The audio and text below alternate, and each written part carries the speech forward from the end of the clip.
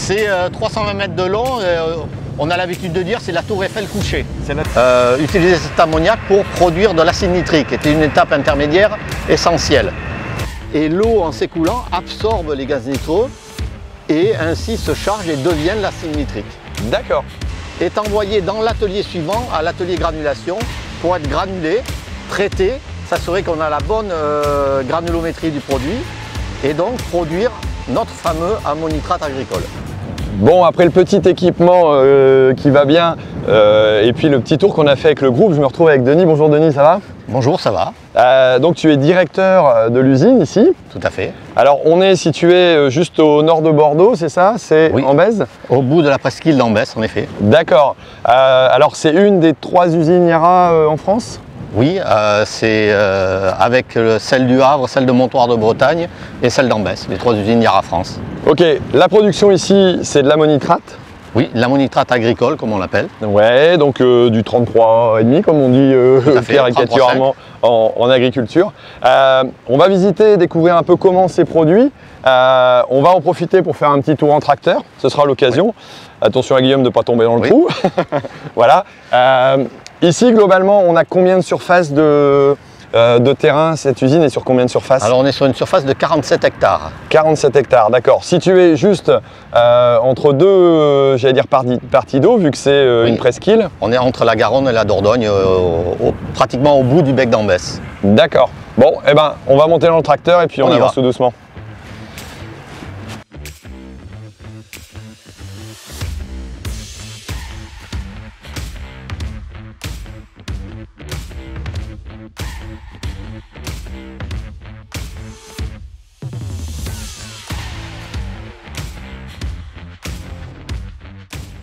Bon, bah, je t'invite à descendre. Alors comment on ouvre?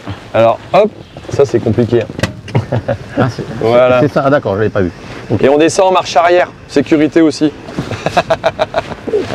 Chacun sa sécurité. Ça montre que j'utilise rarement des tracteurs. Oui, non mais c'est pas... Globalement, comment on produit de l'ammonitrate? C'est à base de quoi? Alors, déjà, la première base, c'est notre matière première principale, c'est l'ammoniac. D'accord. Et cet ammoniac-là, on la reçoit par bateau. Oui. Sur un appontement que l'on partage avec d'autres industriels. Et cet ammoniac, on le stocke dans notre réservoir de 25 000 tonnes. D'accord. Ça vous permet d'avoir une réserve qui va vous permettre de travailler et de formuler l'engrais à la suite, c'est ça? Tout à fait. On va d'abord utiliser cet ammoniac pour produire de l'acide nitrique, qui était une étape intermédiaire essentielle.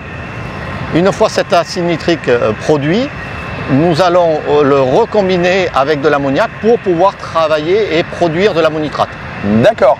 Donc cette réception-là se fait. Alors c'est la raison pour laquelle vous vous situez à côté de bras d'eau quelque part pour pouvoir avoir l'arrivée des bateaux? Tout à fait. C'est une obligation technique quoi, quelque part. C'est une obligation technique et c'est beaucoup plus simple et environnementalement parlant encore mieux de recevoir par bateau des quantités plus importantes d'ammoniac. S'il y avait des transports intermédiaires en camion, ce serait quelque part une hérésie au niveau environnement. Alors par contre, on a parlé beaucoup de sécurité dans la présentation qu'on a pu voir avant. J'imagine que ça engage aussi le fait d'être à côté d'un bras d'eau. Beaucoup d'éléments de sécurité aussi pour éviter par exemple la montée des eaux. Vous avez des dispositifs adaptés à ça? Tout à fait. Alors, on a été un site pilote aussi dans le plan de prévention des risques d'inondation qui a été développé sur la presqu'île d'Ambès. On a à la fois des organisations, des compétences et à la fois aussi des moyens techniques pour anticiper des risques d'inondation. Et tous les nouveaux investissements qui pourraient être réalisés sur le site devront prendre en compte les différents niveaux de crues, en particulier les crues centenales, pour ne pas être impacté par une potentielle inondation. D'accord, donc ça c'est les éléments de sécurité en plus. Alors ici, on a donc la partie réserve d'ammoniac. Elle part vers une autre partie, on peut aller la rejoindre peut-être? On va rejoindre l'acide nitrique. Eh ben ok, c'est parti.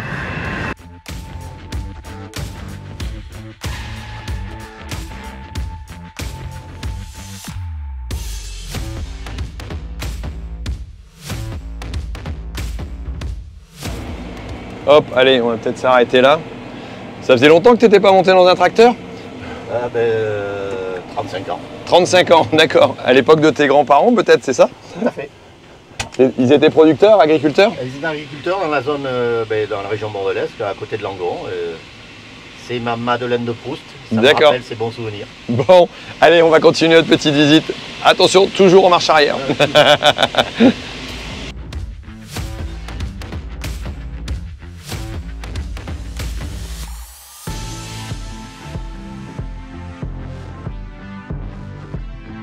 Alors ici on est où? Alors c'est quoi ces parties-là? Alors en fait c'est le réacteur de l'atelier d'acide nitrique, là où l'ammoniac mélangé avec de l'air est transformé en gaz nitreux. Là où on a la production de chaleur qui nous permet de produire 80% de l'électricité que l'on consomme. Mais dans ce réacteur aussi est installé un catalyseur qui nous permet d'éliminer le protoxyde d'azote, qui est un gaz à fort effet de serre. C'est un catalyseur qui nous permet, qui était installé dès les années 2000, on était précurseur au sein de Yara, et ce catalyseur nous permet d'éliminer 95% des émissions de gaz à effet de serre.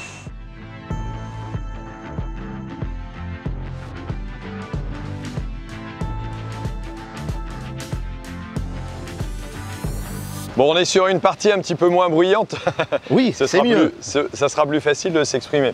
Bah là, on voit bien la cuve. Mais à la rigueur, on peut prendre, oui, il y a la cuve. La cuve d'ammoniac. Et la tour. Et la tour. Alors, justement, tiens, en me disant ça, ça veut dire qu'en France, quelque part, les productions qui sont réalisées sur le territoire sont moins polluantes globalement que ce qui peut se passer ailleurs au niveau des autres usines étrangères, quoi. Lorsqu'on achète un engrais français, on sait qu'il va être plus décarboné qu'un engrais qui vient de l'extérieur.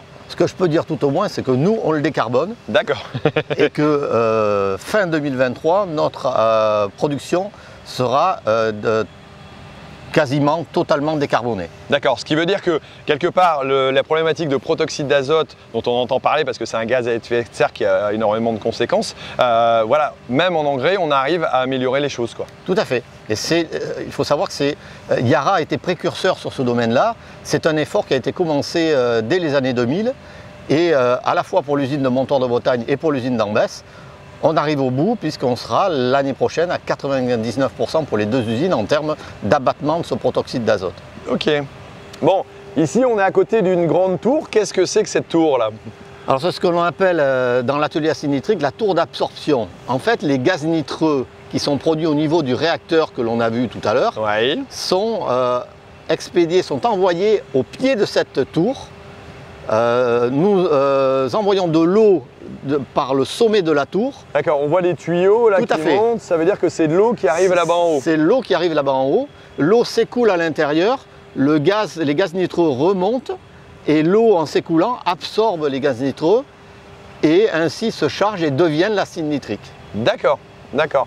Et donc arrivé en bas de cette tour-là, on arrive sur une partie, donc j'allais dire qui est quoi? Qui est liquide, alors c'est ça? C'est liquide et c'est de l'acide nitrique. C'est de l'acide nitrique, d'accord.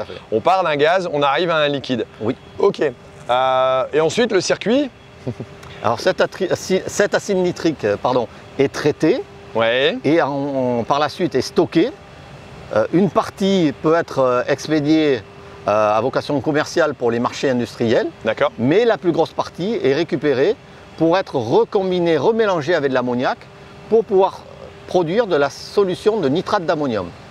Alors là, c'est la partie suivante. Tout à fait. Qu'est-ce qu'on arrive à faire ici?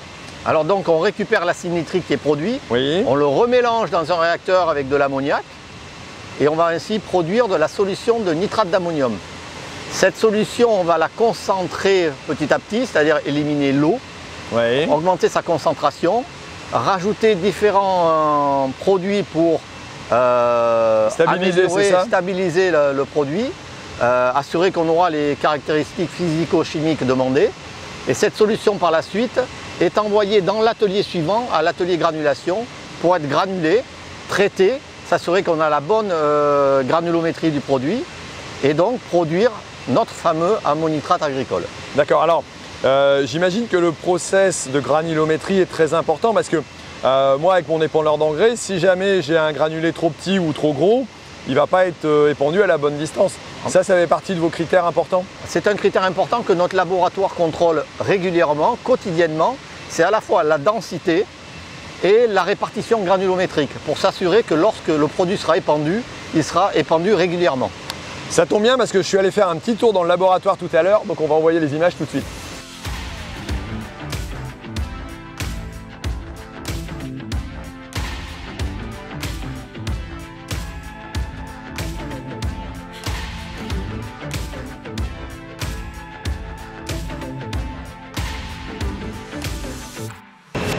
On a une jolie vue ici. Oui, on est au sommet de l'atelier granulation et ça permet d'avoir une magnifique vue sur notre atelier acide nitrique, nos stocks d'ammoniac et sur la Garonne. Ouais, là on voit mieux la partie portuaire quelque part. Tout à fait. Avec l'ensemble. Ici la colonne, c'est vrai qu'on la voit bien aussi. Cette partie-là, j'allais dire l'ensachage, se fait au fur et à mesure des livraisons ou alors c'est stocké? Non, il n'y a quasiment pas de stockage, on dirait. Alors, on a une capacité de stockage de 6000 tonnes de Big Bag. D'accord. Donc c'est une capacité limitée et donc on se doit d'avoir des livraisons régulières pour pouvoir permettre de garder ce stock-là et d'écouler le produit régulièrement. D'accord.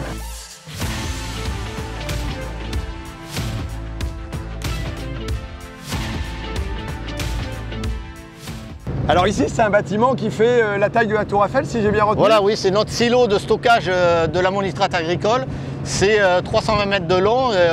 On a l'habitude de dire c'est la Tour Eiffel couchée. C'est la Tour Eiffel couchée, ouais, d'accord. Elle date pas de la même époque. Non, tout à fait. C'est une Tour Eiffel plus jeune. D'accord.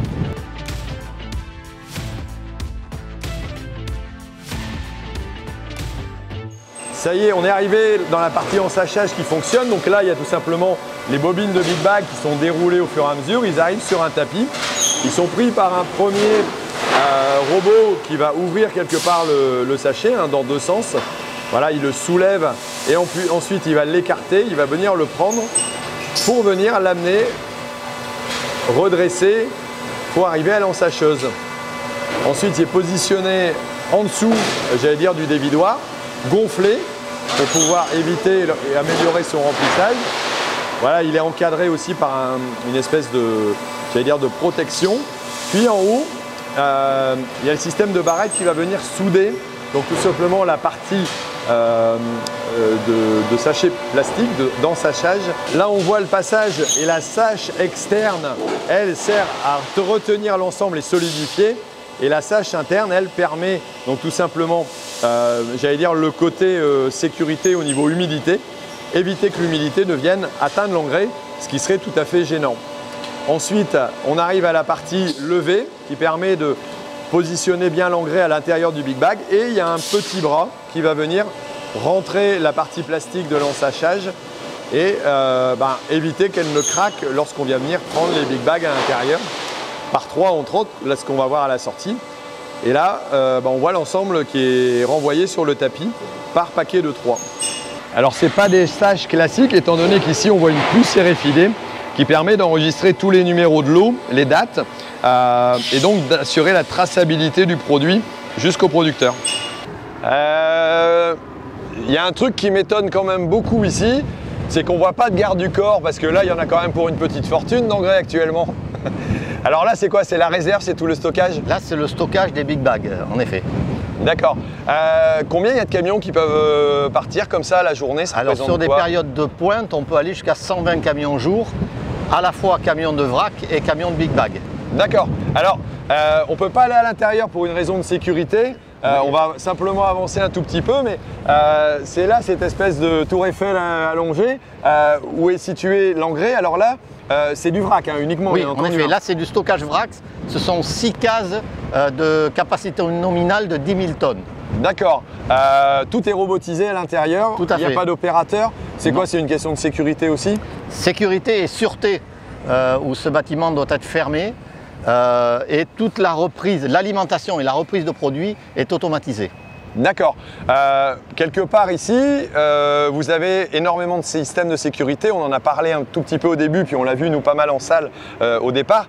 Toutes les opérations sont sécurisées une fois, 2 fois, 3 fois. Enfin, 3 fois, vous avez des systèmes, j'allais dire, qui vérifient. S'il y a le moindre problème, il y a des alertes qui sont faites très régulièrement, quoi. On n'a pas pu visiter la poste de contrôle, mais je sais pas, il y a une 50aine d'écrans d'ordinateur au niveau fonctionnement, quoi. Tout à fait. En fait, cette salle permet d'avoir une vision globale de tout le site, à la fois en sécurité et en sûreté. Et le fait que nous soyons l'usine la plus récente construite en Europe, on est fortement automatisé, à la fois pour le process, mais aussi pour la sécurité industrielle. Et ça nous permet de respecter les réglementations en vigueur, d'assurer la sécurité du site, à la fois pour le personnel, mais aussi pour les populations avoisinantes. D'accord. Alors, petite dernière question avant de clôturer. Est-ce qu'on va manquer d'engrais pour le printemps prochain ou est-ce qu'il y a suffisamment de production actuellement? Je ne vais vous parler que pour Ambès, l'usine d'Yara Ambès. Il y a de l'engrais disponible et on fournira, on reste toujours en production et on pourra fournir le marché en ammonitrate agricole. D'accord. Sans problème. Donc ça va, ça peut rassurer aussi nos auditeurs parce que c'est vrai que c'est un point important, on se pose toujours la question. Parfois on dit il va y avoir, il ne va pas y avoir. Mais voilà. Bon écoute, merci beaucoup Denis pour cette visite. Merci à toi. C'était vraiment très sympathique d'avoir pu découvrir ça. Je suppose qu'il n'y a pas beaucoup de monde qui visite une usine comme ça. Tout à fait, on limite de par la sécurité et la sûreté, mais c'est important et on souhaite montrer ce que l'on fait, comment on le fait et que l'on le fait conformément aux règles en sécurité et qu'on assure la qualité d'un bon produit en sortie. Parce qu'en agriculture comme en industrie, il faut savoir être ouvert et puis être transparent sur ce qu'on réalise. Tout à fait. Au moins, on évite les affabulations, mais on voit ici que c'est vraiment, j'allais dire, du suivi, de la qualité. Enfin, c'est nickel propre au niveau suivi. C'est assez impressionnant. Merci beaucoup. Mais merci bien d'être venu et de faire passer ce message-là à l'extérieur. C'est ce qu'on essaye de faire au quotidien pendant le Tour de France en tracteur. Donc, si vous avez apprécié, n'hésitez pas à mettre, pourquoi pas un petit commentaire, pourquoi pas une petite question aussi. On demandera aux équipes de Yara éventuellement avec plaisir, d'y répondre. on répondra, bien entendu. On est ouvert à toute question. Je pense que c'est l'intérêt de la chose. Et puis on se retrouve très bientôt pour d'autres petites balades. Et là, je pense qu'on va arrêter avant de s'envoler. Allez, ciao. Merci.